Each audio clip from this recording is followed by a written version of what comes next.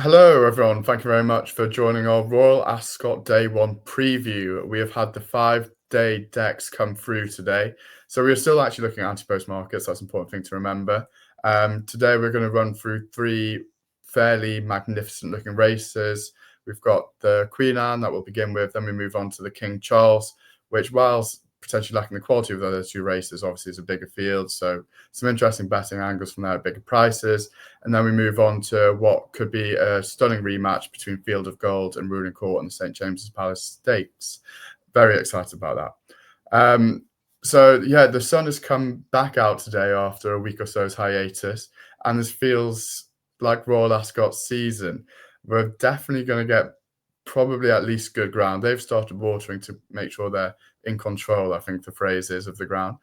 But you cannot imagine that this will be nothing other than very good ground. And we begin with the Queen Anne Stakes. What a way to open the meeting. 11-4 the field with multiple Group 1 winners in here and a few different angles to take them on from. There's a international interest, all sorts. So I will quickly run through the betting before we get started. At the time of recording, it's about 5:45 to take you behind the fourth wall on Wednesday evening. We've got Rosallion at 11-4, Lead Artist and Dancing Gemini both 9-2. Last year's Guineas winner Notable Speech 11-2. Sardinian Warrior has been back from 8s into 7s today. Lake Forest 14s. Diego Velasquez, a surprise to see Aidan O'Brien and Ryan Moore's likely runner at 16s. Coudoir 20s. Carl Spackler, the American contender at 21. Love the name Spackler. It's a very satisfying name to say. Docklands 25s, Phantom Flight 66s, and Cairo 100s. Former Aidan O'Brien runner himself. Yeah, fascinating renewal. Probably the most important piece of form for this race comes from the Lockhinge. Do you want to touch on the Lockhinge, Daniel, and let us know how you feel the outcome of that race affects the betting of this race? Yeah, the first four in the betting here are the first four home in the Lockhinge, aren't they? Lead Artist looked like Dancing Gemini was going to win that, but Lead Artist fought back, got his first Group 1 with Rosallion and Notable Speech having their first run of the season. Not that far behind in third and fourth. Plenty of people will fancy one or both to reverse, turn around that form. I've got to say, I couldn't say with confidence which of these four I expect to come on top. I really don't. Rosallion was a point last year when he looked like a superstar miler. But in the rearview mirror, the Irish Guineas, he beat Hartem River Tiber unquestionable. That really doesn't look great now. And Henri Longfellow and St James's Palace did nothing afterwards, though the clock doesn't lie, and that was a very fast run race. So no, he should clearly have the potential to be a top miler, but this is a hot race, and I find it very difficult to pick the four apart. Dancing Gemini, his last three runs are his three best runs. Does he appeal to you? No, he doesn't appeal to me at all. I think the two from the Guineas last year, Rosallion and Notable Speech, will come on for the run and move past Lead Artist and Dancing Gemini. You wanted to be closer to the front end. Lead Artist got the run of the race in the Lockhinge. And Rosallion and Notable Speech, they had to do a lot of the donkey work when the race was hotting up 2 to 3 furlongs out. And then they just blew up for the lack of a run. I think and expect that they will come on past them. Okay. So, yeah. I mean, I would have been really quite excited with Dancing Gemini sort of a week, 10 days out if we had a dodgy weather forecast. But of the first four in the betting, he's the one that is absolutely fine with Dig, and I thought that was going to be a wonderful betting play, but it's never materialised. So should run away again, maybe won't be good enough. Notable Speech, doesn't it worry you that other than he's flopped on soft ground, we'll forgive him that, but he had fast ground conditions in St James's Palace last year and he ran a shocker. Does that worry you, his only Ascot run? It concerns a little. That is round a bend, so slightly different track. But no, I think he's had 4 races at that point of the season. It's potentially excusable by that basis. But he's double the price of Rosallion. it's accounted for potentially. He's not double the price worth as a worse horse than Rosallion, so I assume that's what's being included in the price. But I think it might be overplayed, and think as the outsider of the four in the betting, and as you say, it's very difficult to pick them apart. He's probably the most attractive of the four. Yeah. No, as I say, I couldn't rule any of them out. And indeed, artists who haven't probably mentioned yet, Gosden, Jusmont horse, just got his first Group 1 last time out, best race of his career. Who knows if he can kick on again and go on a run. So, yeah, really good race between those four. But it ain't just about those four, is it? No, it's not. It's got Sardinian Warrior horse I'd never heard of. Did the hat trick at Southall last year, and that's all he did. He then went on to run very close. Oh no, he beat Docklands, I'm sorry, in the Queen Anne trial at Ascot. Docklands sort of perennially runs to about 118 on Racing Post ratings at Ascot. So that would have produced a figure that throws him in the mix. Needless to say, less lonely, it then went to France where he ran Sosie very close in the Prix d'Ispahan. Is 7-1 too big about Sardinian Warrior? Or I thought you were going to ask the question, is it too short about Sardinian Warrior? I suppose it comes to the same thing, doesn't it? This is an improving horse, and the big question about him was, could he do, is he a Group 1 horse? And he looked like he was going to win the Ispan until he was cut down by Sosie in the last half furlong of that. A little bit tall on this one. I mean, who knows if he takes another step forward again? He's a player here. I did dabble a bit on this chap at a double figure price. I wouldn't be that keen on him at sevens. My feeling about Sosie is that Sosie went to the minimum trip he could possibly be effective at last time out. And, he was being rowed away when Sardinian Warrior was just absolutely still under the jockey 2 furlongs out. And it was just finally that stamina that kicked in. Sardinian Warrior is dropping back in trip, and that will work for him, the mile, and the ground is fine. But he's now up against top-class milers for the first time. It's possible, but, yeah, I'm sort of neutral to lukewarm at 7-1. Okay. Next in the betting was Lake Forest, who's currently 14s. He won a Group 1 in Australia, ran very close in a couple of the 6 furlong Group 1s in the UK last summer as a 3-year-old. He is yet to run over a mile and is thus unexposed to a mile. I think he's still a fair few pounds too short.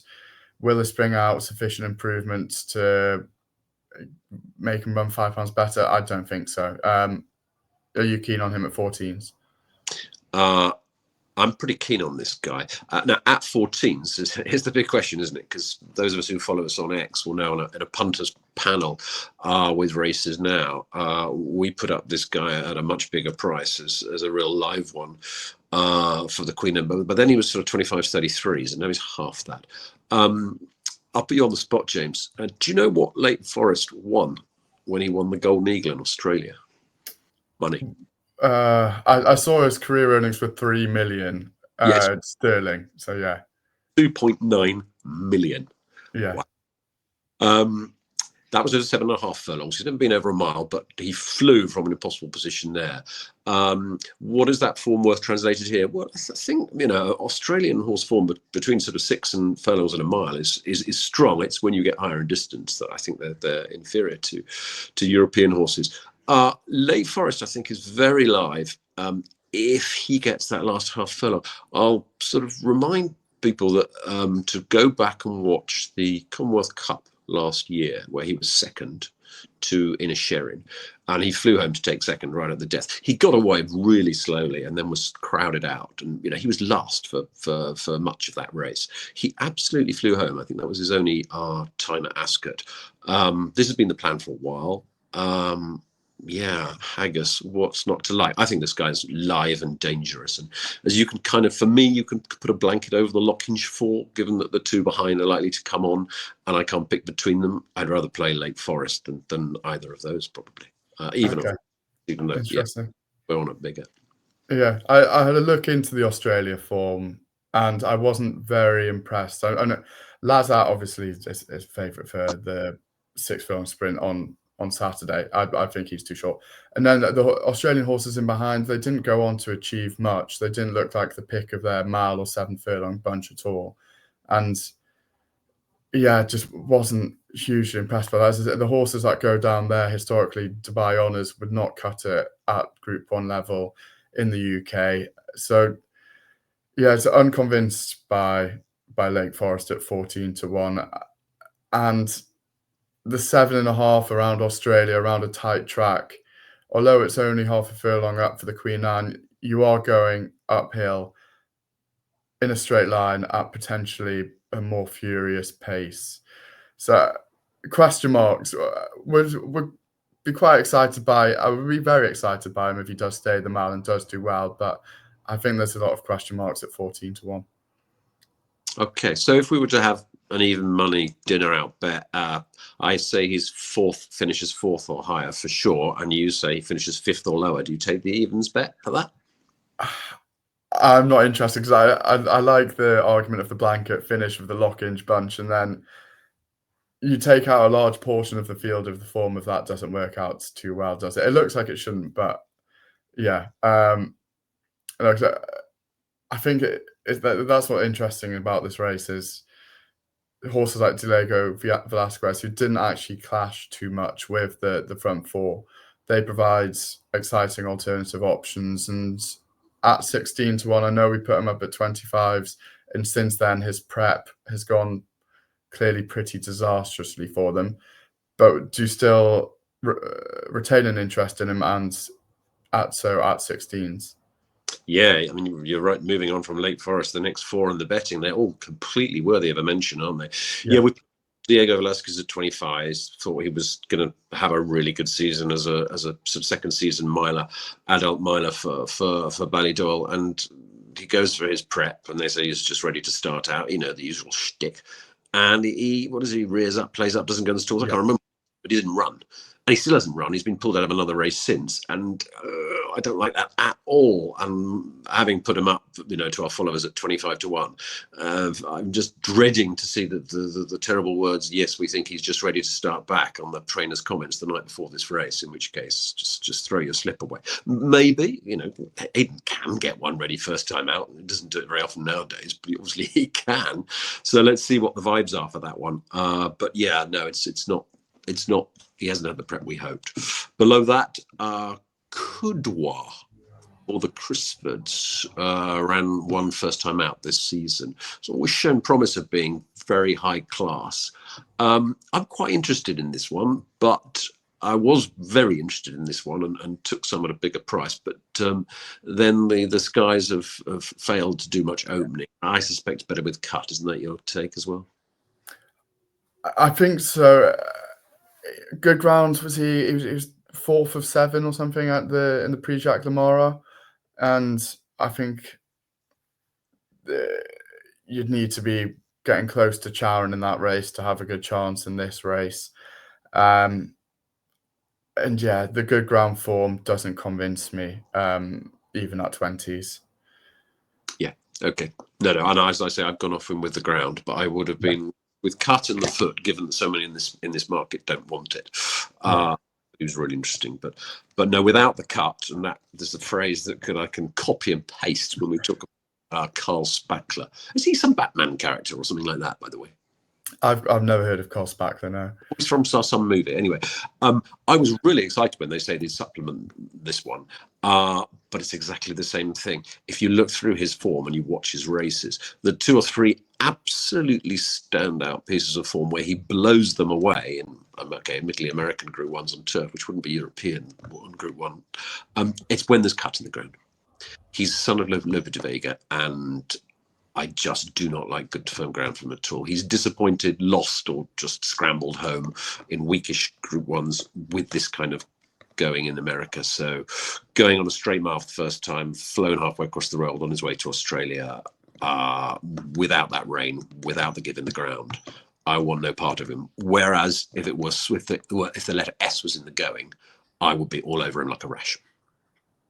Yeah. Okay. Docklands 25s.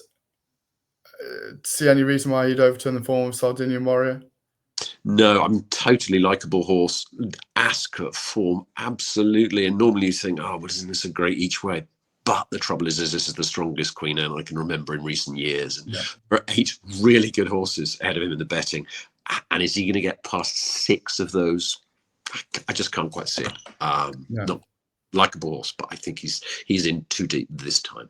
Yeah, it's a quick turnaround as well, isn't he? He ran just on Derby weekend, right, in the DM mid-stakes. We'll double check that as I speak. Yeah, but he didn't get a run. He was a bit unlucky. Yeah, exactly. Very quick turnaround to 9 days, isn't 10 days? 10 days. Yeah. Okay, either of the outsiders, Phantom Flight or Cairo, are they worth talking on? Phantom Flight's not running. And Cairo, no. Was once second to Paddington in an Irish Guineas, went under the care of Aidan O'Brien, and he's run some really decent races for his current trainer Anna Saints, but not in this company. No. Yeah. Okay. Just having a look through and talking through the field now, I realise where's the pace going to come from? Is it just lead artist? Does he? Only one going forward. Oh, Cairo likes to go forward as well, but also, those would be the two. But it would be interesting, wouldn't it, if lead artist were to get a relative freebie on the front end? Yeah. So it's interesting. If I had the wealth of either Rosallion or Notable Speeches owners, I don't know why you wouldn't want to run a pacemaker in this to ensure a very fast pace for 2 horses. I'd like to run out one. Agreed. Yeah. No, absolutely. And it's not as if they don't have the resources at their disposal, those respective sets of connections. No. But okay, let's wrap up this Queen Anne. Do you have a selection or a strongest pick or an angle that you're looking to explore more at this current stage? No, as the field is so strong and so deep at the current prices, I don't have a strong betting recommendation. Though I still think Lake Forest is overpriced to run a really big race. So if I came to this fresh and had to have a bet right now, I would have an each way on Lake Forest. Okay, yeah, similar level of strength for me, but behind Notable Speech. Think he is just as good as the other 3 at the front of the market, and he is the biggest price. Therefore, that's where your money should be going. Cool. That's the Queen Anne. Thank you. And on to the King Charles III stakes. So a quick run through the betting here. We've got Believing at 9-2, Asfoora last year's winner 11-2, Regional 7s, Night Raider 8s, Magira, apologies for the pronunciation, 12s, Stormboy 14s, Star Lust 14s, won at the Breeders' Cup last year, Buccaneer Ferte 18s, West Acre 20s, and Bigger the rest. So front end of the market, we'll start there before maybe touching on some outside picks that we like. Believing favourite 9-2 despite coming 4th in this race last year. Has she improved in that 12 months enough to deserve to be front of the market? A quick preface to say that I'm pretty disappointed by the quality of this race compared to the QE2, the other big sprint, the 6th furlong on the Saturday. These are kind of, the first 3 in the market, the 3 of the first 4 home last year. That wasn't a great addition. It just leaves me a little bit cold as a race. Believing, I think, has definitely improved last year. And I'm going to say something a bit extraordinary, really. I would never think of thinking a 9-2 shot in a 20-horse sprint might be worthy of an each-way play. Can you tell me, or can anyone tell me, please comment below, any viewers, has any sprinter in history been placed in 9 consecutive races in succession, rarely winning one, but absolutely bang, bang, bang, bang, bang, place. Then she finally got her Group 1 first time out this season. So she's clearly improved. She was 4th in this last year, probably improving that on that placing. I think she's a pretty decent favourite at the front of the market, actually. She's in foal to Frankel, isn't it? I know nothing about the body horses, but I gather that at a certain stage of being in foal, you're absolutely fine to race and you shouldn't impair your performance at all. I know nothing about it myself, but presumably she's not going to race much longer. I think I think she's a strong candidate to win this race. I wouldn't put anyone off her. Yeah. So do you think the improvement came about last season naturally, or was it from the end of last season where she moved to Aidan O'Brien's yards? Is that? Oh, sorry, she stayed with Joseph, didn't she? Yes. George Berry got it. I Went a bit blank there. I thought the issue of the improvement was just, I mean, maybe I thought maybe she was going to be a 6 furlong horse, and sure enough, the Group 1 was 6 furlongs in the Alcois. She stays that far, but of course you've got to remember she was probably unlucky not to win the Nunthorpe, which is a much faster 5 furlongs than this. Yeah. So yeah, I mean, the only thing that go wrong for her is running a bad race, which she hasn't done in her last 9. So yeah, she was pretty bomb-proof as a place. I mean, whether or something will beat her as a 5 furlong sprint, I don't know. In that sense, the win price is not that exciting, but yeah, I'm quite keen on her. Okay. Yeah, well, of the front two, I prefer Asfoora. Whilst Believing did improve last year, I think Asfoora was quite comfortable in how she put, well, 2 horses in between her and Believing in this edition. The Australians and the international sprinters just tend to be better than the British and Irish sprinters. Certainly the Irish sprinters, who have been not fantastic for the last couple of years. So yeah, I don't see a huge amount of reason why Asfoora won't go and do it again, and would maybe have her a lot closer to Believing in the betting, maybe even slightly in front of. Next, we've got regional at 7s. So again, almost similar to Believing, ran a lot of the big Group 1 sprints last year and was admirably consistent. It prefers a bit of digging the ground, doesn't it, regional?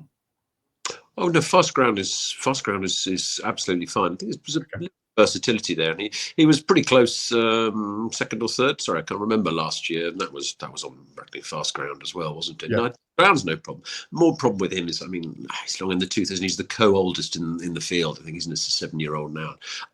He probably run another good race again. Could place again. Possibly win, but I don't really buy into it. 7-1. Just briefly back on Asfoora, I get that. I get your view. She's been there and done it. But this time she hasn't had a prep run in Britain first. It slightly put me off. It's a different pattern coming into that for her. But maybe she'll go well. Yeah, she wasn't for me, but I get it. Yeah. The trainer mentioned that she'd done a good bit of work the other day, I think possibly on the July course at Newmarket. So hopefully that is sufficient to prep for her. But yeah, do appreciate the point. We've got Night Raid 8-1, who's the first horse outside of the front three in the market who didn't run this race last year. You can see why they're dropping to 5 based on his run in the Duke of York Stakes. But do you think he's got the class to win in a field like this? I'm torn on this guy. Part of me says he's got an all-weather record of 1-1-1-1 and a turf record of, I don't know, 6th, nowhere, and 3rd. And that just rings alarm bells all around the room for me. That said, if you look at his last turf start, he showed bundles of pace and was only overhauled by the likes of Inisherin. Very, very good horse in the last half furlong. So I get the logic. Yeah, drop him to 5. He's obviously got bags of pace. I don't think I can persuade myself to go there on the basis of his turf record versus his all-weather record. Nor has he's never faced 5 furlong speedsters on turf, so over 5, I don't think, and certainly not at this level. So it'll all be quite different to him. He's probably not going to boss the race all the way, which is probably the way he's going to win. But yeah, I couldn't quite get there, but fascinating contender. Yeah, agrees. 12's Magira. So she seems to have improved quite a lot for the transition towards Ed Walker's stable. She won the Temple Stakes on her last race out, which is always a decent trial for this race. Most noticeably about her performance, given it wasn't a particularly strong field, was that she won from the rear in a race where the pace held up very well. So not only is that impressive in the Temple Stakes context itself, but I always think that's quite important for running at Ascot. Often, you coming off the pace, you tend to do a bit better. And importantly, it looks like she could well have William Buick involved. I couldn't see any other Godolphin horses in the market, and almost no better jockey based in the UK than William Buick. What do you think of Magira at 12s? Yeah, very interesting. I mean, in her former career and a French trainer in France, she was very in and out, mainly out. And since joining Ed Walker, she's won one, as in her figures are one, and then again one, as in she's won 2 races. Yeah.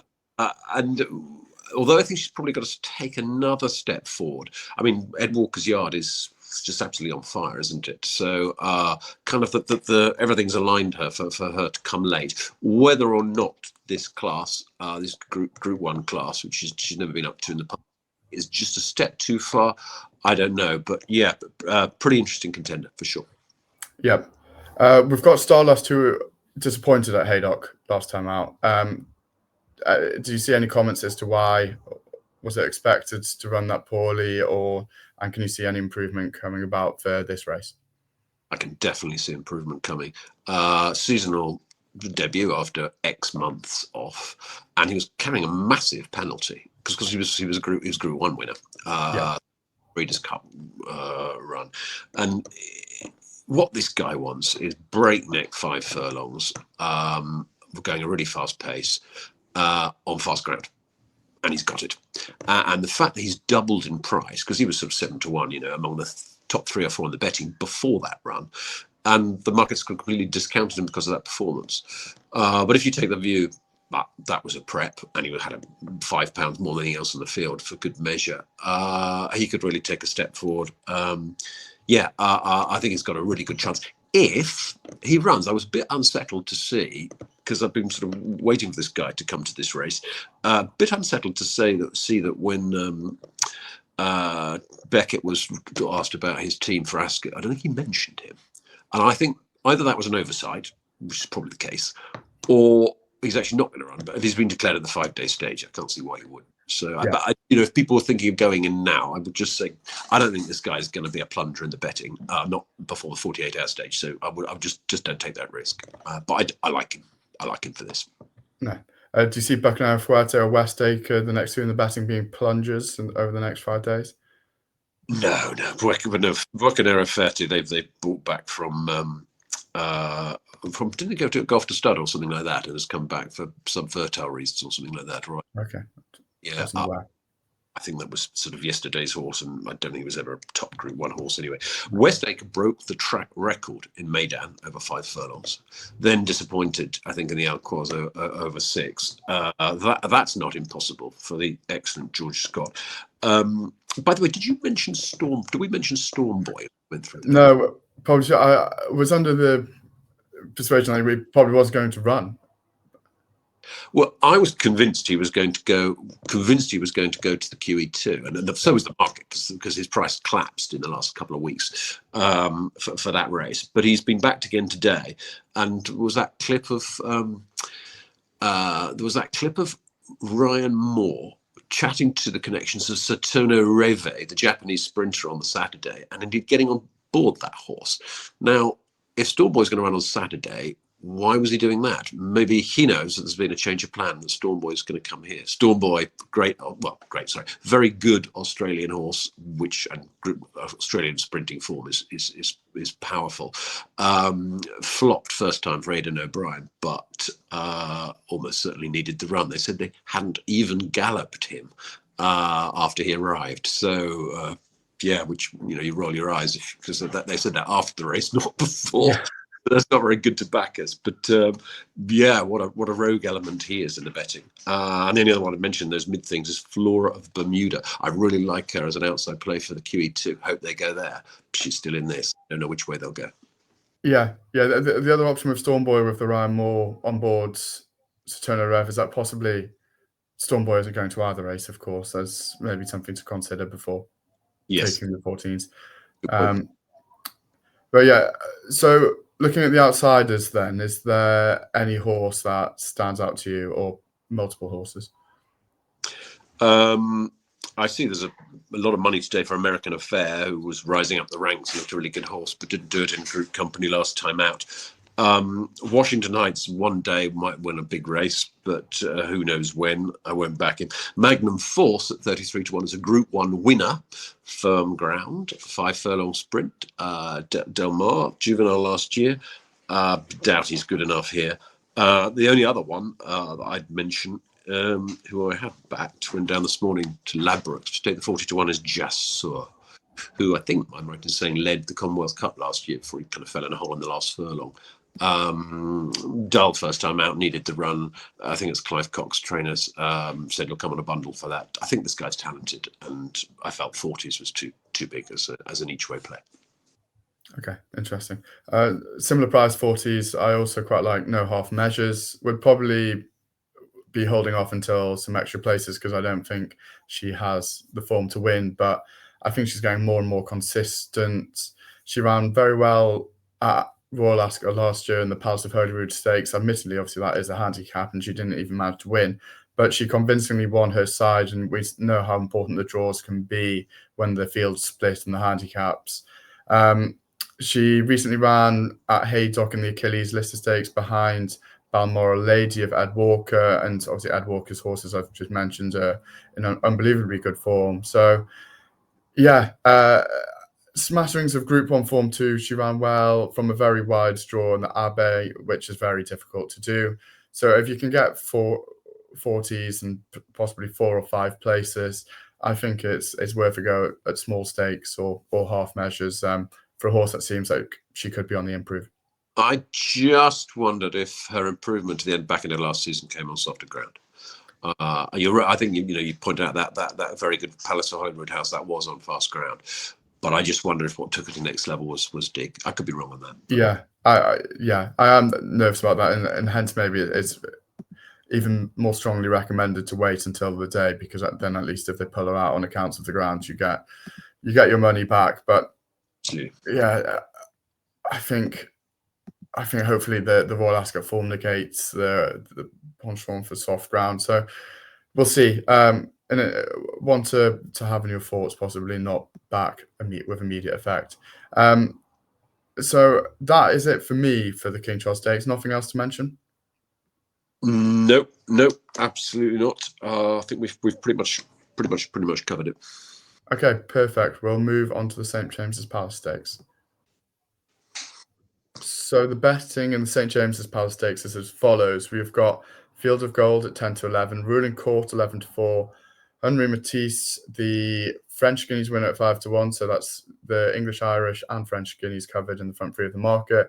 Opera Ballo 16s, Shadow of Light 16s, two Godolphin backup horses most likely, Troncal 25s, Tornado Alert 33s, Rashabot 33s, Scorvy Champ 50s. And I know that they're the only horses that are worth talking about, or that are likely to run. There's Officer, Windlord, and First Wave. None of those are going to be good enough. I suppose they might be used as pacemakers. But speaking of the makeup of this race, do you reckon we're going to get 8 runners here? I've got great doubts about that. So if I were taking an each way, and actually I do have quite an interesting each way angle here, I'd do it now rather than wait, because Godolphin have got 3. Shadow of Light, the whole world has decided this one's going to the Commonwealth Cup. They're obviously Sheikh Mohammed will have the final call on that. So I think he's in there in case anything happens to Ruling Court. Opera Ballo, will they run 2? Jonquil, they're talking of going to the Commonwealth Cup. Stressingly for us, having thought this is a beautiful each way play for this race, and some of the outsiders may not run as well, because we have the clash of the 3 Guineas winners, which is just fantastic, isn't it? Yeah.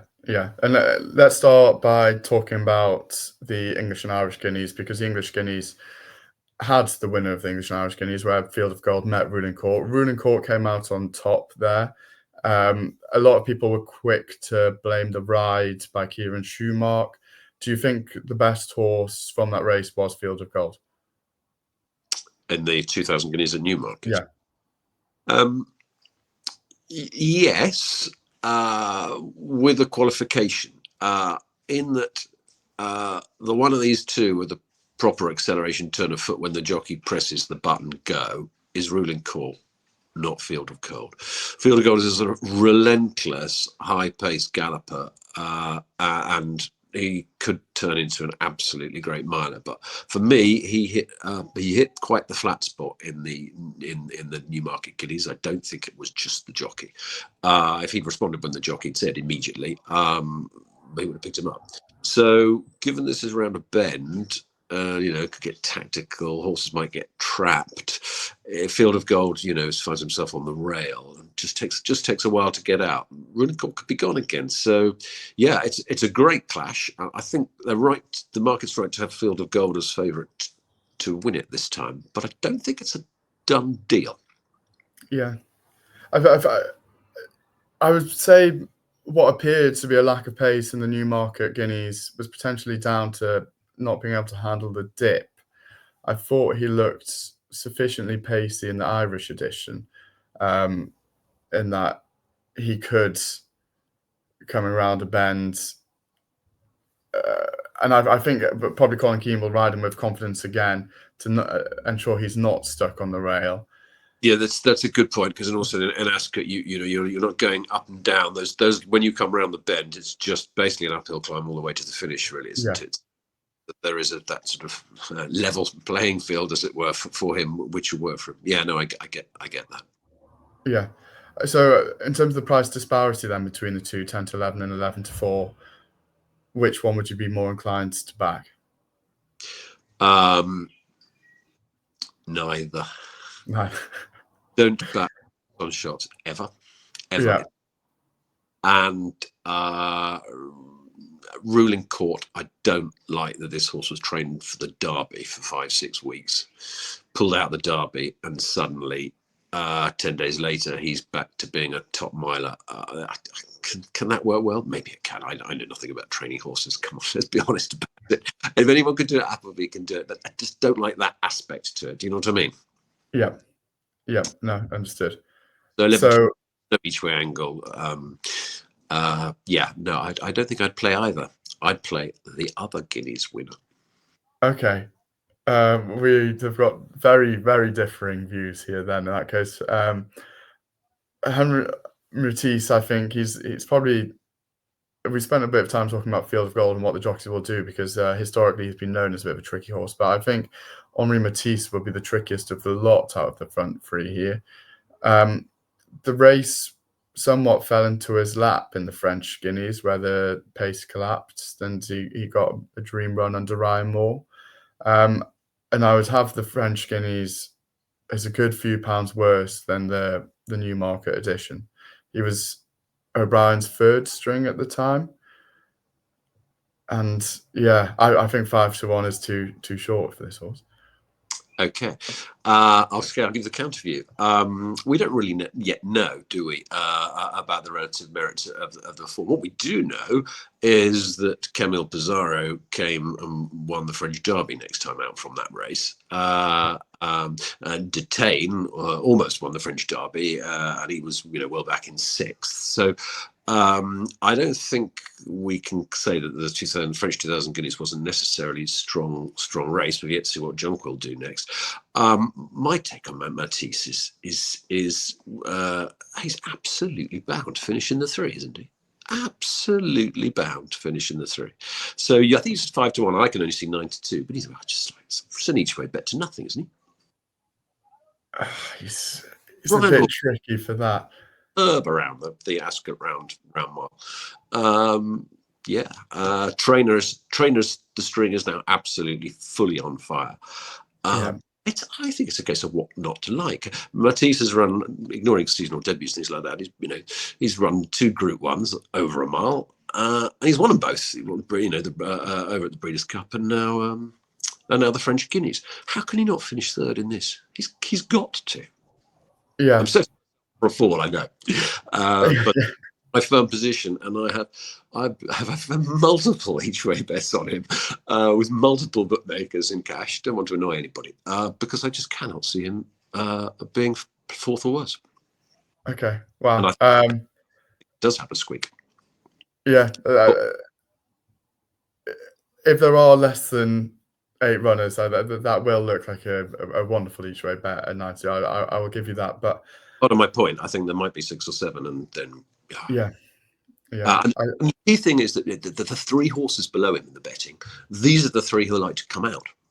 So then are you telling me, for example, that you expect Score Champ or the Likeable, as you know, I liked him, Rashabar to finish against Henri Matisse? I can't quite get there. So yeah, that's my take.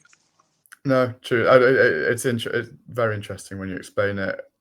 But the way I see it, to see Ruling Court being close to the pace, Field of Gold being sat behind, the 2 of those will pull clear, and Henri Matisse will be left with too much to do, and the win part of your bet will be chucked out the window.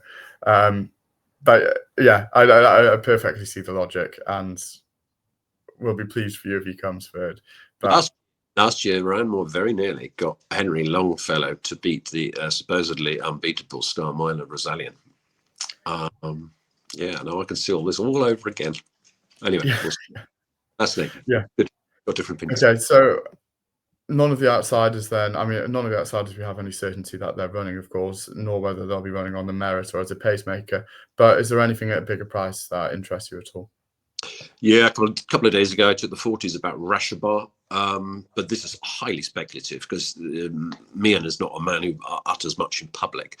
I haven't found complete confirmation that he's going there. They were toying with the Eclipse as well, I think, for him as his next thing, and they might just take a look at the strength at the top of the market and think, oh, this is a fool's game, and not come. And then you'd be potentially even less runners. So that was a dangerous, risky play, but I thought at 40s is risky. I'm not sure I'd do the same at 25s. And forget the rest, unless you think the Officer just had an off day and he was looking like he was going to turn into a very good horse. He was a plunge in the market, wasn't he, for the betting for the Irish 2000? Yeah, he drifted out to 9-1 in the early afternoon, and then within the final hour or so of the race, he just completely crashed into. Yeah, maybe he had money on it. But we're back to this old cliche, which we trot out again and again. If you forgive a horse a bad run, maybe officers, if they declare him, maybe there's something there. There's something they still think there is in this horse that we haven't seen yet. Interesting. Yeah. Okay.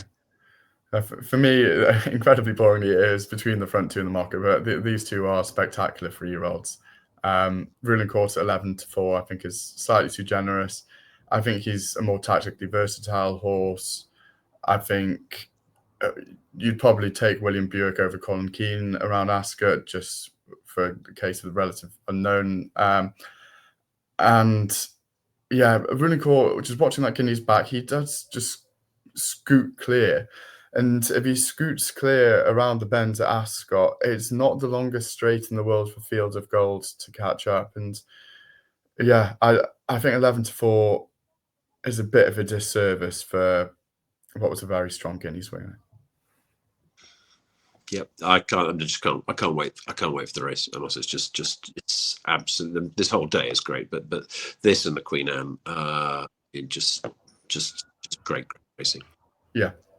Yeah. So that brings a wrap to our previews of the big 3 races. Is there anything you want to mention? I think the Coventry is the only other race with a market up. Yeah, I'm actually looking forward to them pricing up the other races, particularly the Wolferton. Less so the handicaps. The Coventry just looks like a total minefield of sort of games and Ballydoyle bingo and Westland bingo and who's going to run what. I'm just not getting involved. Yeah. Likewise. What? Who are you waiting to hear about in the Wolferton? Is there a horse in particular you've got in mind? Yeah, mine's gone a bit blank as to one of the ones I was interested in, but I did see that the Hartem is going to be up in Tripton Fellows for the first time, so I imagine he'll be at the top of the market. Final Gambit's in the race in the same colours, but it's Hartem who's jocked up. But there are a couple of others I'm interested in there as well. Unfortunately, the sort of senile middle age. Perhaps come back to that at another stage. Yeah, cool. Well, that's more of an incentive to check out our Twitter and to subscribe to our emails, go into the website, because when Daniel finally remembers, he might fancy out the prices and it'll go up on Twitter. So yeah, thank you very much everyone for joining us for what has been a fairly lengthy Royal Ascot Day 1 preview. Again, a bit of a discussion, not too many strong selections, but we just love talking about racing, listening to people talk about racing. Love to hear your comments, love to get you involved in the discussion. So yeah, thank you very much. Any last words before we sign off? Yeah, just that we're going to be sort of off air for a few days, but we'll be back with a vengeance on Monday, hopefully, when we'll have the 48-hour decks for the Prince of Wales, and we'll take a look at the gold as well. I think that's the plan, isn't it? Yes. Right. See you then. Thanks, everyone. Like and subscribe, please, and have a good week.